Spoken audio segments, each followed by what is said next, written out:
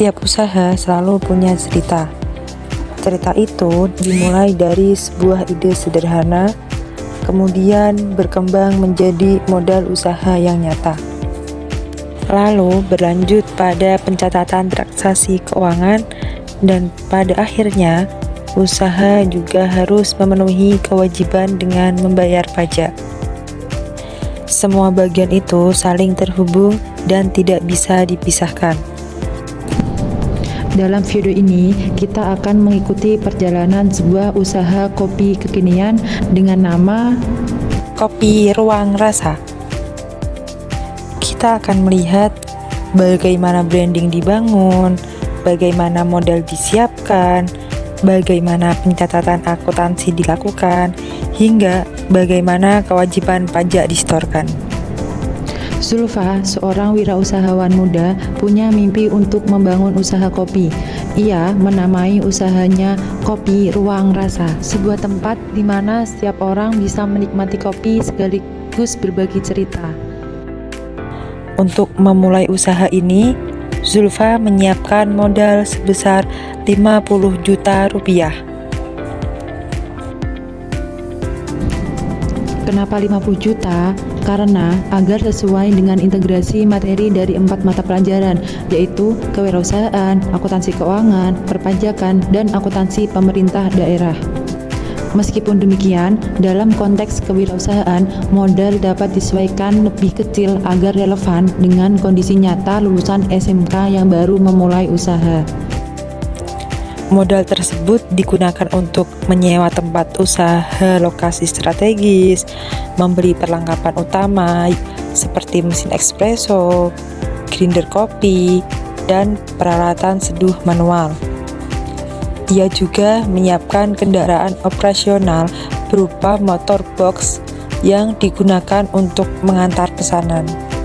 Tidak lupa, sebagian modal dipakai untuk membeli bahan baku awal, yaitu biji kopi pilihan, susu segar, gula, sirup, dan kemasan cup untuk minuman.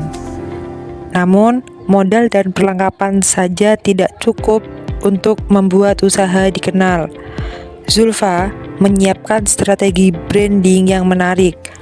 Branding dimulai dari membuat logo yang estetik sesuai dengan nama Ruang Rasa yang hangat dan bersahabat.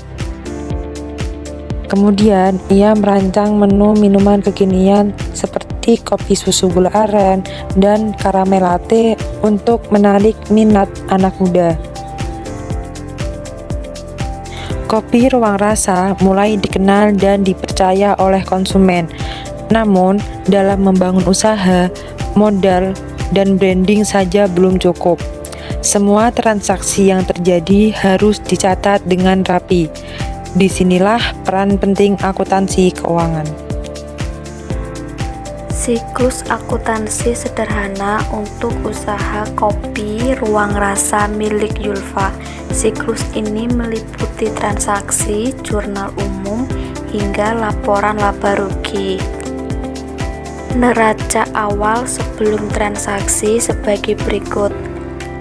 Nomor rekening 1101, nama akun kas, debit 50 juta. Nomor rekening 3101, modal Nyonya Zulfa, kredit 50 juta. Total debit 50 juta, kredit 50 juta. Tanggal 2 membeli mesin kopi sebesar 15 juta secara tunai. Pencatatan jurnal umum pada tanggal 2, mesin kopi di debit 15 juta, kas di kredit 15 juta. Pada tanggal 3 membeli bahan baku sebesar 5 juta secara tunai. Jurnal umum pada tanggal 3, persediaan bahan baku di debit 5 juta, kas di kredit 5 juta. Pada tanggal 4 membeli perlengkapan sebesar 2 juta secara kredit. Jurnal umum pada tanggal 4, perlengkapan di debit 2 juta, utang usaha di kredit 2 juta. Pada tanggal 5, membeli motor untuk keperluan usaha sebesar 12 juta, dibayar tunai 7 juta, sisanya utang. Pada tanggal 5, jurnal umum dicatat kendaraan di debit 12 juta, kas di kredit 7 juta, utang usaha di kredit 5 juta. Pada tanggal 6, membayar sewa tempat sebesar 4 juta secara tunai. Jurnal umum pada tanggal 6, beban sewa di debit 4 juta, kas di kredit 4 juta. Pada tanggal 7, membayar gaji karyawan sebesar 3 juta secara tunai. Pencatatan jurnal umum pada tanggal 7, beban gaji di debit 3 juta, kas di kredit 3 juta. Pada tanggal 8, penjualan tunai sebesar 20 juta. Jurnal umum pada tanggal 8, kas debit 20 juta, penjualan kredit 20 juta. Pada tanggal 9, membayar utang perlengkapan sebesar 1 juta. Jurnal umum pada tanggal 9, utang usaha di debit 1 juta, kas di kredit 1 juta. Transaksi pada tanggal 10, beban listrik dan air 1.500.000 secara tunai. Pencatatan jurnal umum pada tanggal 10, beban listrik dan air di debit 1.500.000, kas di kredit 1.500.000. Muncul neraca baru setelah transaksi. Nomor rekening 1101, nama akun kas, debit 33.500.000. Nomor rekening 1104, nama akun mesin kopi, debit 15 juta. Nomor rekening 1105, nama akun persediaan bahan baku, debit 5 juta. Nomor rekening 1106, nama akun perlengkapan, debit 2 juta. Nomor rekening 1107, kendaraan, debit 12 juta. Nomor rekening 2101, nama akun utang usaha di kredit 6 juta. Nomor rekening 3101, modal Nyonya Yulfa di kredit 50 juta. Nomor rekening 4101, nama akun penjualan di kredit 20 juta. Nomor rekening 5101, nama akun beban sewa di debit 4 juta. Nomor rekening 5102, nama akun beban gaji di debit 3 juta. Nomor rekening 5103, nama akun beban listrik dan air di debit 1.500.000. Total debit 76 juta, kredit 76 juta. Laporan laba rugi periode Mei 2025. Pendapatan penjualan 20 juta, total pendapatan 20 juta. Beban sewa 4 juta, beban gaji 3 juta, beban listrik dan air 1.500.000. Total beban 8.500.000, laba 11.500.000. Semua pajak yang sudah disetor, baik PPh final maupun PPh 21, wajib dilaporkan ke dalam SPT tahunan.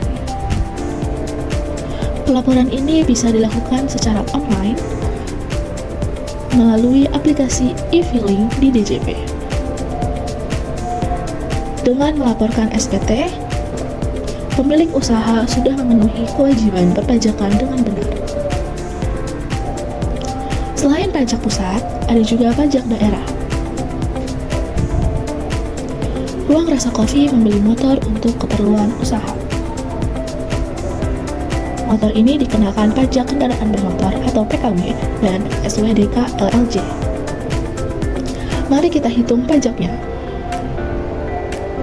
Nilai motor sama dengan 12 juta, tarif PKB sama dengan 1,5% dikali 12 juta rupiah sama dengan 180.000 rupiah. SWDK LLJ untuk motor roda 2 sama dengan 35.000 rupiah. Artinya, setiap tahun Zulfa sebagai pemilik usaha harus menyetor Rp215.000 ke Samsat sebagai pajak kendaraan bermotor dan sumbangan wajib jasa raharja. Pajak ini menjadi kewajiban daerah yang harus dipenuhi. Jadi dari usaha kecil sekalipun, kita belajar bahwa pajak adalah bagian penting yang harus dipenuhi. Mari kita ringkas kewajiban pajak Ruang Rasa Coffee bulan Januari tahun 2025. PPh final UMKM 0,5% dari omset 20 juta rupiah sama dengan 100.000 rupiah. PPh 21 dari gajinya 3 juta yang masih di bawah PTKP jadi Rp0. PKB ditambah SPDK LLC motor usaha sama dengan Rp215. Dengan membayar pajak pusat sebesar Rp100.000 dan pajak daerah Rp215.000, total kewajiban pajak bulan Januari adalah Rp315.000. Dengan menyetor dan melaporkan pajak tepat waktu, Zulfa sebagai pelaku usaha tidak hanya tertib administrasi, tapi juga ikut berkontribusi untuk pembangunan negara dan daerah. Setelah dilakukan perhitungan pajak, yaitu pajak PPh UMKM dan juga pajak kendaraan bermotor. Pada penyetoran pajak PPh UMKM ke DJP, Nyonya Zulfa mendatangi kantor DJP untuk mengisi pajak secara mandiri atau self-assessment. Pada tanggal 2 Juli tahun 2025, Nyonya Zulfa menyetorkan PPh final UMKM ke DJP sebesar Rp100.000 dengan jurnalnya adalah kas di kas negara sebesar Rp100.000 di sebelah debit dan pendapatan PPh final UMKM di sebelah kredit sebesar Rp100.000. Jurnal tersebut merupakan jurnal dari DJP karena menerima pendapatan pajak dari Nyonya Zulfa. Kemudian selanjutnya untuk pendapatan pajak kendaraan bermotor itu dilakukan secara pajak official assessment pada tanggal 1 Februari tahun 2025. Dinas Pendapatan mengeluarkan SPPS sebagai ketetapan pajak kendaraan bermotor Nyonya Zulfa tahun 2025 sebesar Rp215.000. Nah, jurnalnya adalah piutang pajak kendaraan bermotor sebesar Rp215.000, kreditnya adalah pendapatan PKB sebesar Rp215.000. Kemudian saat diterima pembayarannya pada tanggal 1 Juli 2025, wajib pajak melakukan pembayaran atas PKB tersebut. Nah, jurnal LO-nya yang dibuat oleh daerah adalah kas bendara penerimaan di sebelah debit sebesar Rp215.000, kreditnya adalah piutang PKB sebesar Rp215.000. Kemudian diikuti dengan jurnal LRA dengan akun perbansal di sebelah debit sebesar Rp215.000, kreditnya adalah pendapatan PKB LRA sebesar Rp215.000. Kemudian selanjutnya pencatatan penyetoran pendapatan ke kas daerah. Pada tanggal 2 Juli 2025, bendara penerimaan menyetorkan pendapatan PKB yang diterima ke kas daerah, yaitu jurnalnya RKPPKD di sebelah debit sebesar Rp215.000, kreditnya adalah kas bendara penerimaan sebesar Rp215.000.